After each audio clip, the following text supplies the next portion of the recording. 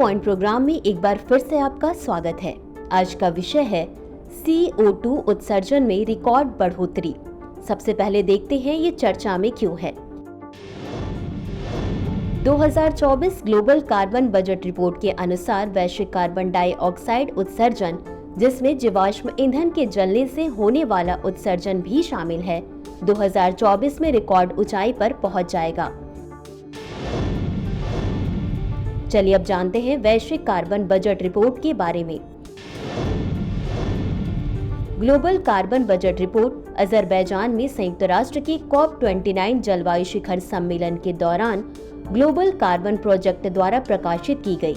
वर्ष 2006 से वैश्विक कार्बन बजट ने कार्बन उत्सर्जन तथा वैश्विक जलवायु लक्ष्यों तक पहुंचने के परिणामों पर प्रचुर जानकारी उपलब्ध कराई है। वैश्विक कार्बन बजट वैश्विक कार्बन उत्सर्जन और सिंक की प्रवृत्तियों पर नजर रखता है और यह पेरिस समझौते के लक्ष्यों की दिशा में प्रगति का एक प्रमुख उपाय है। हर वर्ष नवीनतम GCB अपडेट को UNFCCC के नवीनतम और सबसे महत्वपूर्ण जलवायु परिवर्तन वार्ता सत्र कॉन्फ्रेंस ऑफ पार्टीज में लॉन्च और प्रस्तुत किया जाता है। रिपोर्ट की मुख्य बातें।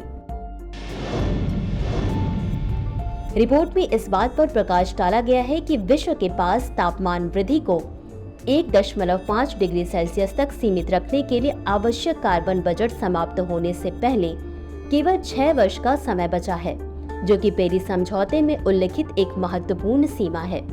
यदि उत्सर्जन का वर्तमान स्तर जारी रहता है तो तापमान को 1.7 डिग्री सेल्सियस और 2 डिग्री सेल्सियस तक सीमित रखने के लिए शेष कार्बन बजट क्रमशः 14 और 27 वर्षों में समाप्त हो जाएंगे। 2024 में कार्बन डाइऑक्साइड उत्सर्जन पूर्व औद्योगिक स्तर से 52% अधिक होने का अनुमान है।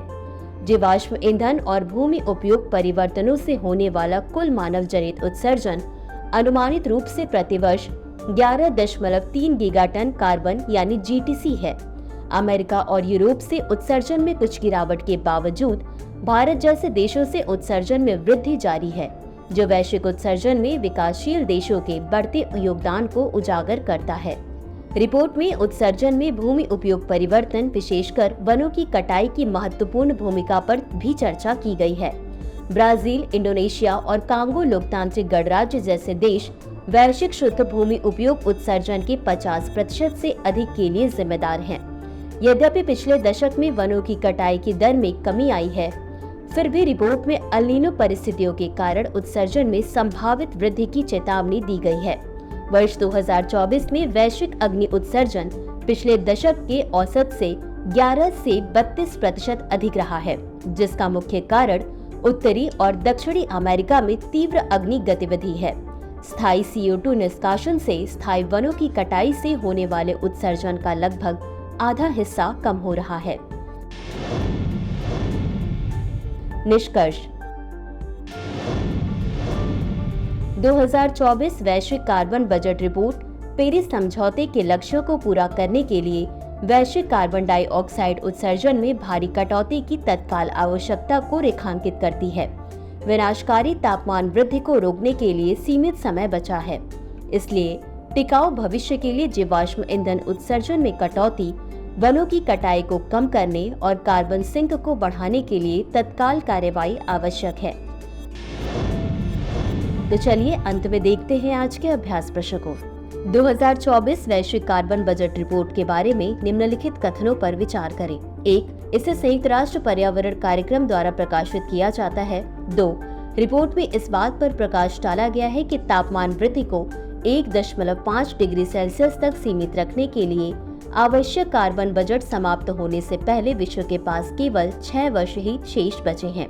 उपर्युक्त में से कौन सा या कौन से कथन सही है या सही है? A केवल 1, B केवल 2, C 1 और 2 दोनों, D न तो 1 और न ही 2। इस प्रश्न का उत्तर कमेंट बॉक्स में जरूर दें। अभी के लिए बस इतना ही। धन्यवाद।